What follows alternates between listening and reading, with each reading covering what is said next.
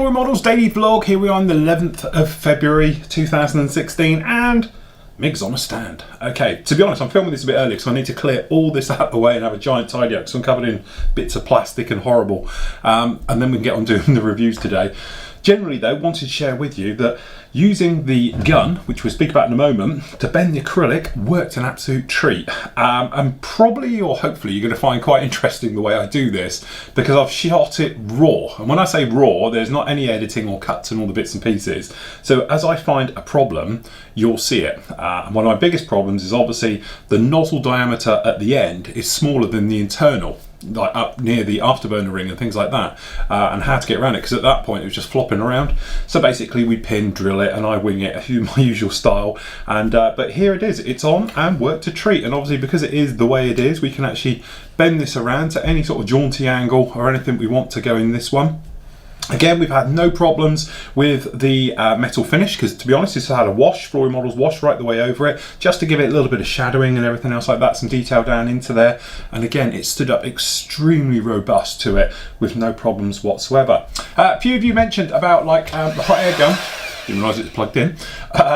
This one is designed to stand up. If you look at, the handle's got an angle and this has got an angle. The vents are in the side, so there's plenty of room. So these ones you can physically, they're designed to be stood up. They're in this position, so you can just do it and then literally I was above it doing the glass bending bit and we did it like that and it worked an absolute treat. And in theory, as you'll see on this one, it worked even better than I could have hoped because when I first started to bend it, it wasn't correct, it wasn't in the right place, I didn't have a nice curve to it. So then we went back, heated it, straightened it and then did it again, which is something you can't do in the oven, otherwise you have to put it back in, go away and wait and all the rest of it. This way we physically could manipulate it and go right the way through. Then we showed about, obviously we needed to take out some diameter out of the acrylic rod so it fits in, obviously both directions, things like that. So I take you over there on the sanding tools, the cutting tools, and we show it all the way through and then mounting it up, and it actually worked really, really well. So I am impressed. And to be honest, it was quicker, easier and faster to use a heat gun than it is to heat the entire acrylic rod. And as I say, it's beautifully clear with no sort of pinching, bubbling. I was worried about blistering and all the bits and pieces, and it has worked an absolute treat. And I must admit, I am a real sucker for in-flight aircraft, and I've never done it in this form with acrylic before. I've done it with brass. I've done it with a brass rod going up where you put the old metal spring thing down in there, then bend it and brought it round, polished it, but I've never done it with acrylic. And I've still got to tidy up down the back here on this join and everything else, but generally I really like how it went. It's gone on really, really nicely, giving me that nice angle. I didn't want this one to be vertical, to be honest, like the others that I've got in here all tend to be in the vertical. This one's supposed to be more of a desk model or something that you could have around, so I wanted it just at a very nice shallow angle, and then we can angle it and get it into some sort of high-speed maneuver, things like that, and it worked really well. Not sure if I'm going to actually do the heat blur on the back yet or just leave it in the clear. I'm looking at it thinking looks quite nice in the clear. You know, technically if it wasn't not in afterburn, it'd be big smoke, so you'd have to smoke the entire exhaust of it coming out, but I'm not sure. So over to you, you know, tell me what you think in the comment section. Put the heat blur on like we did with obviously the Typhoon and the Tomcat, things like that. Let me know your feelings on how, or do we do it in smoke so it looks like it is, you know, heat distortion coming out the back and all the rest of it. But generally I think it worked really well, and for the sake of, as we said, I think I paid something like $1.99 for this base. I bought a bulk load of them on eBay, but it worked out about $1.99 each, and the acrylic rod was a couple of quid.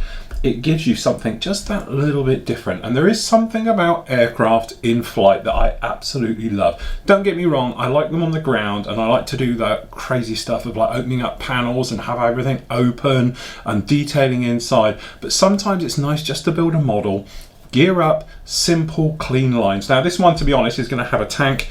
So we've got the fuel tank, which is going to go up underneath. I've got a couple of radar missiles, a couple of infrared missiles going to go on this one. So it just looks like it's in a standard air defense mode.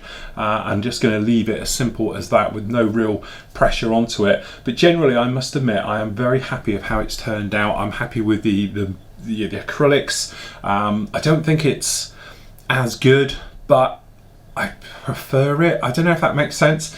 I don't think the metal looks as good as the AK stuff, all right, but I'm preferring the handleability. This thing has been handled to an inch of its life, and nowhere is it looking rough. It had a clay wash scrubbed right the way over it. Again, all that's done, if anything, it's make it look more shiny because it's polished it and all the rest of it. So it's worked extremely well. So I have to say, you know, there's a few points to this one I'm going to make. When you watch the video build on this one, the full one, at the end I've sprayed some other parts as well to look at what goes wrong with Vallejo metal colours, i.e. flooding it. And I've done them over here and I've gone completely overboard with them and everything else like that. But on this one you've got that sort of tide mark look and all the rest of it looks heavy where it's too heavy. This one is where it's been too thinned out and it almost looks gritty. And then you've got, like, you know, it is literally like the three bears. You know, it's too hot, too thin, too runny, and it doesn't work.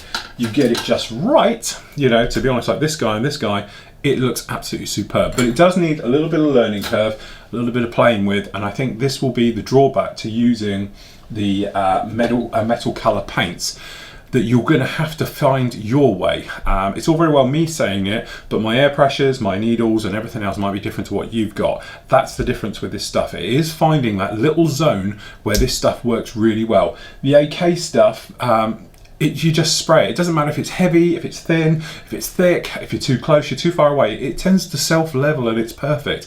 This stuff doesn't do that at all. So it is finding that sort of Goldilocks area where it's just right, and it means it's going down, it's laying down smooth, you're getting no tide marks, and there's enough of it going down there. So it's better in so many ways, but in other ways it's not. It's not quite as good looking and it's not as easy to spray, but the smell, as in there isn't any, apart from that nice new perfumey smell they have and all the rest of it, is fantastic. It goes down extremely well, and handleability, durability, you know, as you say, this has had thinners over it, it's had wash over it now, it's had micro set and sol straight onto the paint. Nothing affects this. You can mask this stuff and it doesn't peel at all. I know in testing we had a few problems. I think that they obviously were mine, because on this one in anger we've done panels. I haven't detacked with it anymore because I got bored with that, and we went in and had no problem with it at all. So definitely a thumbs up, but you're going to have to know what you're doing with it. It may be one of those things where the first time you use it, it's going to look awful. Second time, you're going to get used to it. Use it a couple of times, you find your way of doing it, and you'll be good to go. But generally, pretty good on that one. So there we go, really cracking on with it. As I say, the Terminator is all together. This one's going to be ready for paint and weathering, and paint weathering, it has been painted, but weathering and going through with washes, filters and the various bits and pieces on that one. Really enjoying that one. That one's coming together, an absolute treat, okay, and everything else. This one will be done on Monday anyway, so you'll be catching up over the next 2 weeks, and that's going to allow me now to get straight on technically with the airliners. Okay, a couple of people asked about it. The Halifax is going to come up after those, so I'm going to do the airliners, then the Halifax is going to come in, and then obviously during next week and the next following weeks we make our way through, I'm going to be working on the tutorials. I have almost started doing the obviously some of the tutorials now, but I decided to do the acrylic work because I knew it was going to be messy and everything, and I wanted to get it out the way and done to clear a little bit of space. So next week I'm going to dedicate 2 or 3 days just to doing tutorials, because the MIG will be out the way. I can carry on with the Terminator, and I've got lots of room around here to get on with everything else. So the reviews I'm going to be working on at the moment, I know lots of you have been asking, is going to be the P47 Razorback. This is the 1/24th scale one, which is the Reeboks. Okay, so we're going to be doing that one, so you can look at that one tomorrow. And obviously we've got the Kenworth, which is something I'm looking forward to doing later on in the year, or towards the summer. So we're going to be doing that giant rig as well. So there we go, that's it from me. Catch you all tomorrow.